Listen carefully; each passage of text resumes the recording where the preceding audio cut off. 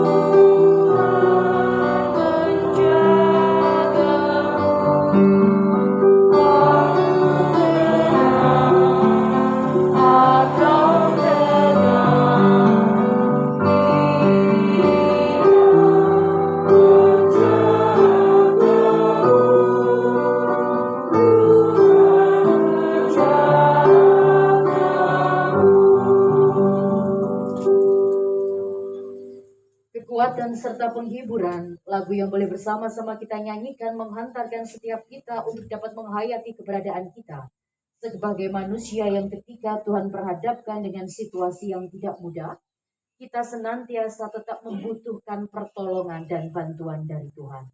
Kelemahan dari setiap kita untuk dapat memahami segala sesuatu yang Tuhan rencanakan secara baik, secara indah, secara positif, ketika kita hanya memaknainya berdasarkan dengan akal budi pemikiran setiap kita manusia, maka kita akan kesulitan untuk dapat menghayati, bahkan mengucap syukur kepada Tuhan.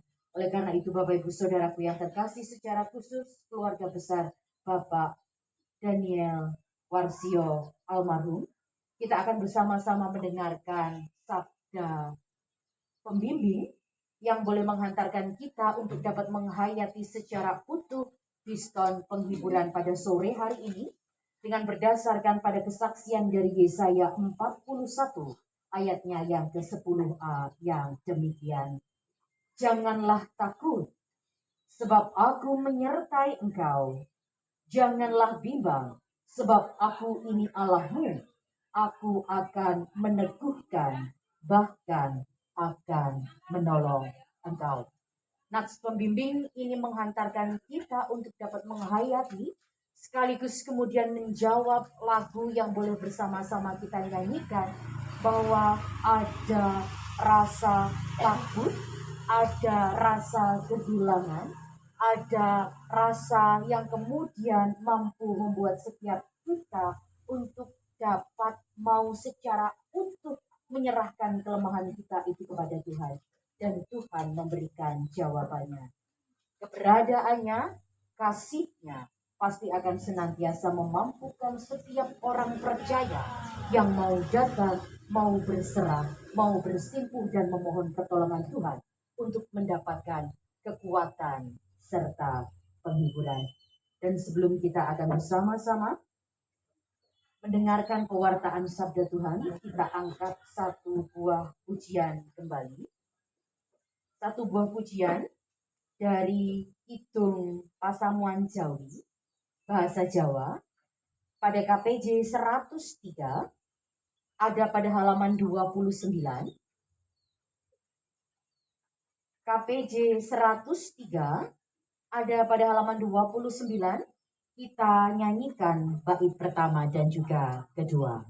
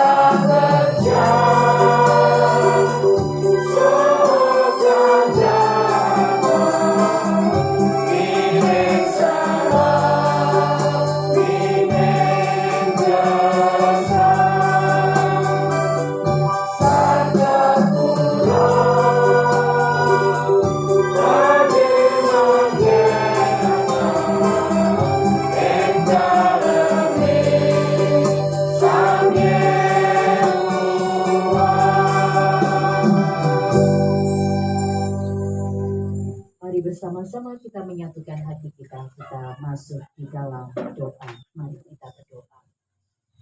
Ucap syukur kepadamu ya Tuhan, Allah yang senantiasa berkarya, Allah yang senantiasa memberkati, Allah yang senantiasa mencukupkan bahkan menyertai perjalanan kehidupan setiap kami, anak-anak-Mu dimanapun kami berada, dimanapun kami Tuhan tempatkan, dimanapun kami boleh berkarya. Dan secara khusus, ucap syukur itu kami wujud nyatakan karena penyertaan Tuhan yang boleh merengkuh dan menguatkan keluarga besar almarhum Bapak Daniel Warsio untuk dapat senantiasa Tuhan berkati dan juga kuatkan hingga sampai dengan saat ini. Keterpisahan dengan orang-orang yang mereka cintai tentu menjadi suatu peristiwa yang menimbulkan duka dan kehilangan. Suatu peristiwa yang kemudian mengantarkan setiap mereka untuk dapat berdamai dan sekaligus menerima peristiwa hidup yang menjadi bagian dalam karya rancangan Tuhan.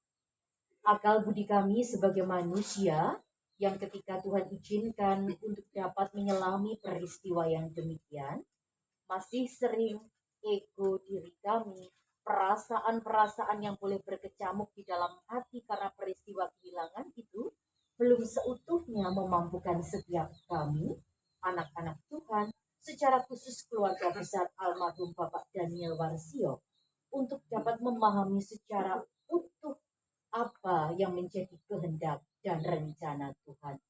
Apa yang menjadi rencana yang boleh kemudian kami ambil nilai kehidupannya, membangun dan membantu kami untuk dapat berefleksi, merasakan cinta kasih dari Tuhan.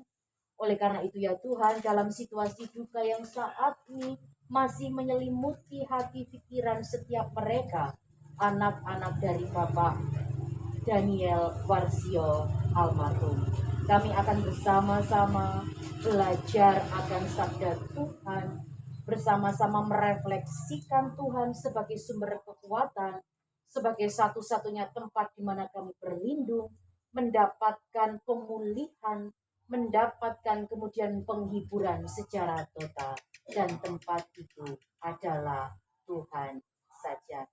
Oleh karena itu ya Tuhan, melalui pewartaan sabda yang bersama-sama akan kami dengarkan, biarlah kiranya Tuhan berkenan untuk hadir, berkenan untuk kemudian bersabda, menghiburkan, mengingatkan, dan juga membuat setiap mereka tetap dapat dikuatkan untuk dapat melewati proses demi prosesnya dengan tetap mengandalkan Tuhan sebagai Bapa Pencipta Pemelihara, Sang Sumber Kekuatan dan juga penghiburan.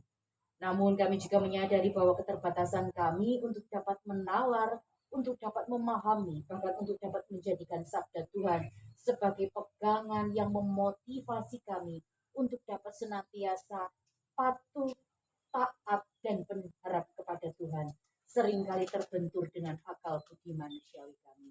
Oleh karena itu ya Tuhan, saat ini kami menyerahkan hati, pikiran setiap kami, biarlah kiranya Roh Kudus sendiri yang berkenan untuk menuntun kami, memampukan kami, sehingga kami dimampukan untuk dapat memahami dan melakukan apa yang menjadi sabda Tuhan di tengah kehidupan setiap kami. Inilah hati setiap kami ya Tuhan, kami siap untuk menyambut sabda cinta kasih Tuhan. Di dalam nama Tuhan kami Yesus Kristus kami telah berdoa. Amin. Ibu bapak dan saudara-saudara yang terkasih di dalam Tuhan, kita akan bersama-sama mendengarkan pewartaan sabda Tuhan yang pada kesempatan sore hari ini saya ambilkan dari kesaksian Mazmur 121. Mazmur 121 ayatnya yang pertama sampai ayatnya yang ke-8.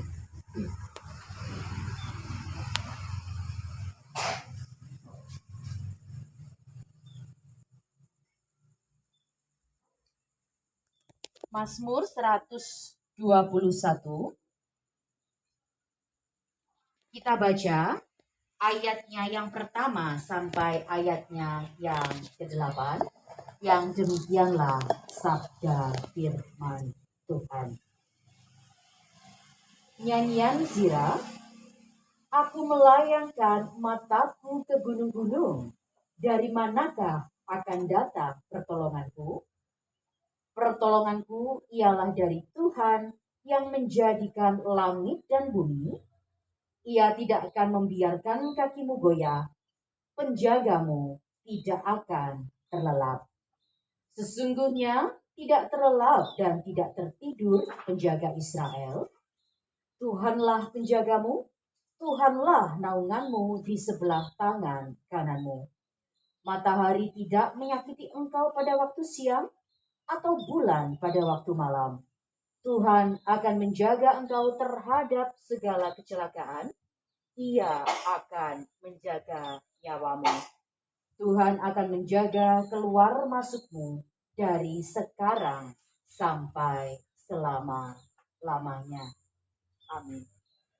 Nah, Bapak Ibu Saudara yang terkasih di dalam Tuhan Yesus Kristus, kalau kita dalam kesempatan saat ini boleh bersama-sama merenungkan kesaksian dari pemazmur, sejatinya keseluruhan perikop ini akan menghantarkan setiap kita untuk dapat memahami dua hal mendasar, dua hal pokok yang ingin disampaikan pemazmur atas refleksiannya pada peristiwa hidup yang kemudian dapat dibagikan kepada seluruh pembaca. Dan dua hal itu yang menggema begitu kuat adalah pengharapan dan juga keselamatan.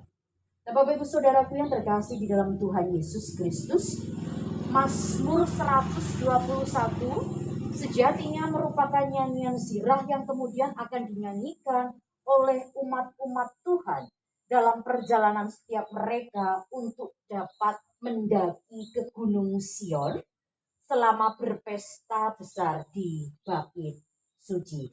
Dan bahkan sampai dengan saat ini nyanyian-nyanyian ini juga masih senantiasa digemakan untuk menghantarkan dan mengingatkan akan peristiwa saat itu di mana bangsa Israel, di mana pemazmur juga mengajak setiap pembacanya untuk dapat menghayati keberadaan Tuhan sebagai satu-satunya sosok penolong yang pasti ada, yang pasti mau membantu, yang pasti akan senantiasa menyertai dan juga memberkati setiap mereka. Ketika dalam bacaan kita, pemazmur boleh mengawali kata-kata melalui nubuatnya dengan menggunakan kata melayangkan mataku ke gunung-gunung. Sejatinya ini menjadi satu gambaran yang menghantarkan pemazmur dan juga para pembaca untuk dapat memahami keberadaan dirinya. Aku ini orang yang penuh dengan keterbatasan, yang dalam menjalani setiap peristiwa kehidupan, kalau kita tahu peristiwa kehidupan bangsa Israel itu up and down, naik turun. Tidak hanya berbicara tentang hal-hal yang indah, tetapi juga berbicara juga tentang teguran yang harus mereka terima ketika mereka tidak mau menetapkan hidupnya untuk mau taat kepada perintah Tuhan. Nah, dalam masa up and down yang demikian, pemazmur mengajak setiap mereka untuk dapat menghayati kembali melalui pernyataannya bahwa manusia itu senantiasa membutuhkan yang namanya sosok yang dapat menguatkan, tempat yang dapat menjadi sarana untuk berlindung, mendapatkan kenyamanan, mendapatkan rasa aman, mendapatkan sesuatu yang dapat membuat setiap mereka lega ketika berada di tempat itu. Dan ketika mencoba untuk melihat gunung yang dalam hal ini adalah representasi dari kehadiran Allah. Kalau dulu bagi masyarakat Israel kuno begitu, gunung kan menjadi satu tempat yang digambarkan bahwa Allah bertakhta di situ. Menjadi tempat yang digambarkan bahwa di sana akan ada hadirat Tuhan yang ketika manusia akan ke sana maka mereka akan menjumpai hadirat Tuhan itu. Nah, ketika masyarakat ataupun para pemazmur ini dan juga mengajak setiap pembaca untuk dapat memilih, aku melihat ke gunung-gunung, dari manakah datang pertolonganku? Kok dari gunung yang merepresentasikan hadirnya Allah, baik itu bagi bangsa Israel dan juga bagi bangsa-bangsa lain, yang saat itu juga melihat gunung sebagai satu tempat tinggi yang menjadi hadir atau adanya kehadiran Allah yang mereka sembah. Kok aku tidak menemukan itu di tempat, di gunung-gunung di mana aku bisa melihatnya. Nah, kemudian melalui pernyataan yang demikian, ketika gunung yang menjadi tempat atau representasi dari kehadiran Allah yang mereka sembah itu, mereka tidak dapat mendapatkan pertolongan itu, lalu para pembaca diajak untuk dapat menghayati kembali bahwa sejatinya ketika mereka mulai mencari alternatif lain, keselamatan, pemeliharaan, berkat dan kekuatan pada sesuatu yang hanya bisa mereka lihat melalui mata yang boleh memandang ke tempat-tempat lain tetapi tidak mendapatkan pertolongan. Sejatinya masih ada satu tempat, sejatinya masih ada satu sosok yang kemudian melaluinya, bahkan ketika tanpa kita harus mencari jauh, meluaskan mata kita untuk mencari dengan begitu teliti, ada loh satu tempat, satu sosok, satu person yang sudah pasti, sudah dapat dipastikan bahwa kalau kita mau datang kepadanya, kekuatan, penghiburan, berkat, dan penyertaan itu akan diberikan. Dan itu adalah Allah, Bapa yang senantiasa hadir menyertai perjalanan kehidupan anak-anaknya. Nah, dari peristiwa di mana pemazmur kemudian mengajak setiap umat percaya untuk dapat berefleksi, menghayati kembali sejatinya pertolonganku itu datangnya dari mana toh? Dan ternyata itu datangnya dari Tuhan, Sang Pencipta langit dan bumi, yang padahal dalam keseluruhan kehidupan setiap mereka itu senantiasa berkarya, senantiasa beserta. Namun memang karena kelemahan akal budi manusia ketika bangsa Israel kemudian diperhadapkan dengan situasi yang tidak mudah, mereka sering kali kemudian mencari alternatif-alternatif lain. Kan peristiwa hidupku tidak mudah, tidak mengenakan seperti ini, berarti Allah tidak sayang. Makanya kami harus mencari alternatif lain, keselamatan lain, pertolongan lain, dengan juga mencari ilah-ilah lain. Nah, inilah yang kemudian diingatkan supaya tidak terjadi circle yang demikian. Mereka diajak untuk menyadari kembali bahwa sejatinya dalam situasi apapun yang boleh mereka alami, ya Allah itu tetap ada bersama mereka, menyertai mereka, memberkati mereka, menguatkan mereka. Bahkan Allah adalah satu-satunya tempat pertolongan, satu-satunya tempat yang dapat memberikan berkat, satu-satunya tempat yang dapat memberikan rasa aman, nyaman, dan tentram bagi siapapun yang boleh datang dan mencari kehadiran Allah. Inilah yang ingin diingatkan, dan saya rasa refleksi ini tidak hanya menghantarkan para pembaca saat itu, tetapi juga mengajak setiap kita untuk dapat berefleksi bahwa sejatinya di tengah setiap situasi apapun itu, kita itu tetap membutuhkan yang namanya pegangan. Pegangan itu harus senantiasa adalah pegangan yang kokoh. Kalau pegangan yang kita buat gondelan itu juga gampang meleak-meleok, maka kekuatan tidak akan kita dapat di sana. Kalau pegangan itu kemudian hadirnya itu cuma ketika kita berada dalam situasi senang, tetapi ketika susah kita ditinggalkan, tentu kita juga akan kehilangan arah. Kita akan bertanya-tanya, ada kekosongan dalam diri, ada kekosongan dalam hati kita untuk tetap mau mencari. Tetapi kalau pegangannya itu sudah pasti, kuat, jejak, dan memang betul-betul apa yang ia katakan, ia firmankan itu juga ia lakukan untuk umatnya, dan itu adalah Allah, maka pegangan itu menjadi satu-satunya pegangan yang paling kuat, yang mampu membuat setiap kita bertahan ketika diproses dalam setiap situasi kehidupan. Nah, begitu juga halnya ketika keluarga di tempat ini, saat ini Tuhan izinkan untuk dapat berproses dengan peristiwa yang boleh tentu menyisakan kehilangan, peristiwa yang tentu boleh menyisakan luka, peristiwa yang tentu juga mampu menghantarkan setiap mereka untuk dapat larut dalam setiap perasaan itu, dan memungkinkan setiap mereka untuk tidak dapat secara utuh merasakan kehadiran Tuhan Bapa sebagai sumber kekuatan dan pegangan yang sejati itu. Oleh karena itulah firman ini menjadi sabda yang mengingatkan sekaligus menguatkan bahwa dalam situasi yang secara akal budi manusia itu tidak mudah, tidak mungkin kita lalui seorang diri dengan mengandalkan diri kita. Dan tentu kita juga diajak untuk menyadari bahwa ya kita itu manusia yang lemah, yang membutuhkan satu tempat untuk dapat menopang, satu tempat untuk dapat berpegang, dan tempat itu kuat.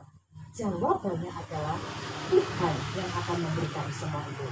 Tempat untuk menopang setiap kita berdiri dengan teguh, tempat untuk menjadi pemulihan bagi tidak hanya jiwa, tetapi juga tubuh kita, tempat yang juga memberikan kekuatan yang mendorong kita untuk dapat senantiasa merasakan kehadirannya yang memberkati dan menguatkan.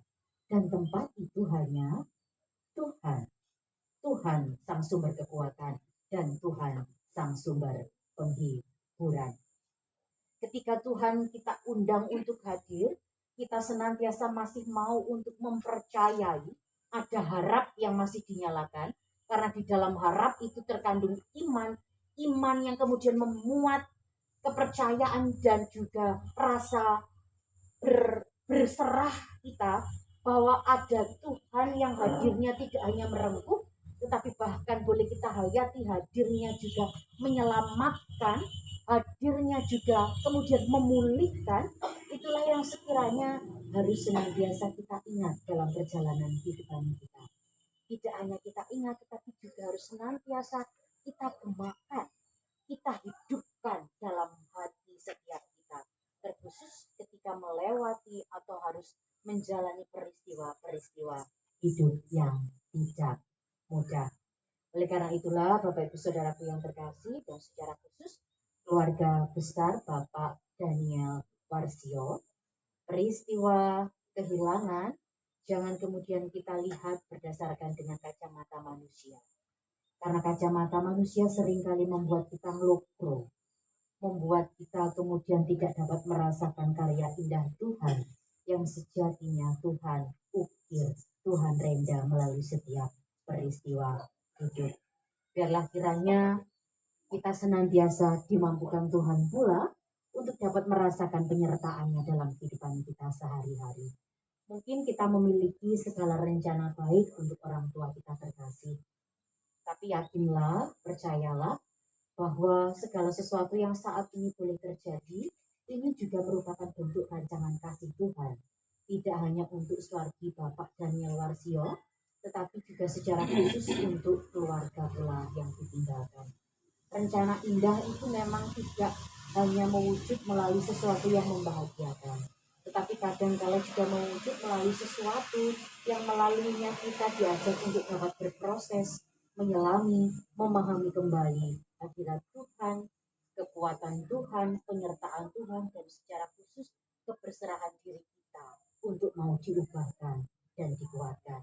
Dan saya yakin dan percaya ketika dalam proses duka yang boleh terjadi saat ini, kita masih mau senantiasa untuk dapat melibatkan Tuhan dalam setiap hal yang boleh kita lakukan, dalam pemulihan duka yang juga boleh kita alami bersama-sama.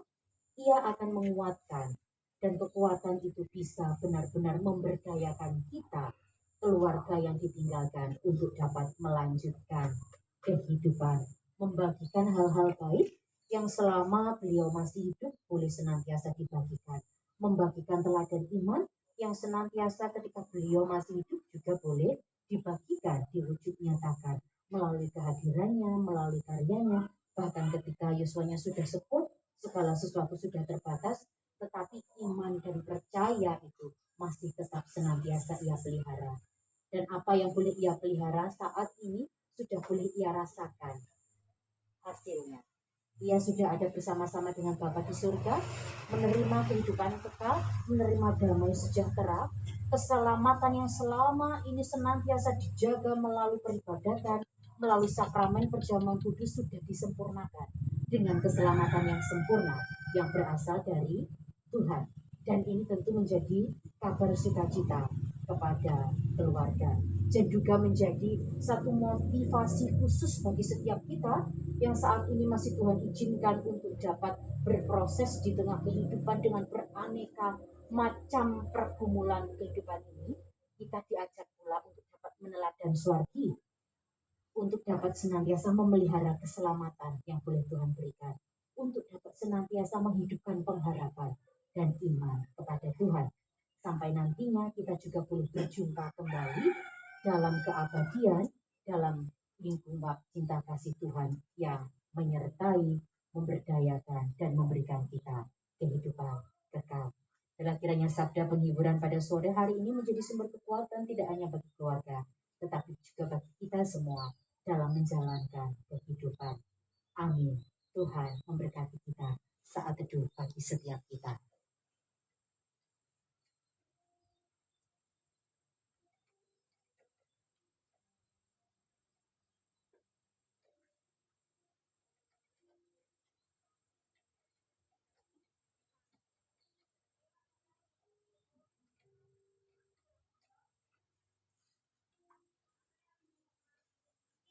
Bersama-sama dengan seluruh umat percaya, marilah kita menyatakan pengakuan iman kita, pengakuan iman rasuli. Aku percaya kepada Allah, Bapa yang Maha Kuasa, Khalik langit dan bumi, dan kepada Yesus Kristus, anaknya yang tunggal Tuhan kita, yang dikandung daripada Roh Kudus, lahir dari anak darah Maria, yang menderita di bawah pemerintahan Pontius Pilatus, disalibkan, mati dan dikuburkan, turun ke dalam kerajaan maut. Pada hari yang ketiga, bangkit pula dari antara orang mati, naik ke surga, duduk di sebelah kanan Allah, Bapa yang Maha Kuasa, dan akan datang dari sana untuk menghakimi orang yang hidup dan yang mati. Aku percaya kepada Roh Kudus, gereja yang kudus dan am, persekutuan orang kudus, pengampunan dosa, kebangkitan daging dan hidup yang kekal. Amin. Mari bersama-sama kita menaikkan kidung syukur kita. Kita pujikan dari pujian rohani pada halaman 52, Pelangi Kasihnya. Kita akan pujikan bersama-sama sembari kita mengumpulkan persembahan.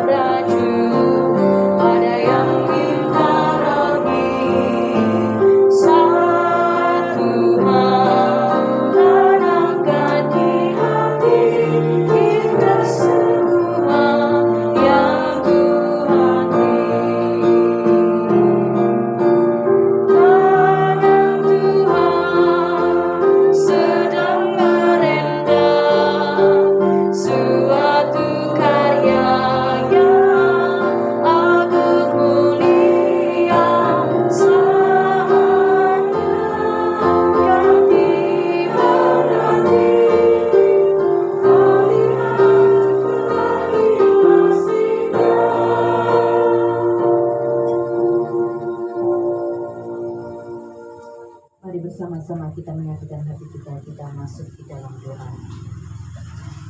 Kembali kami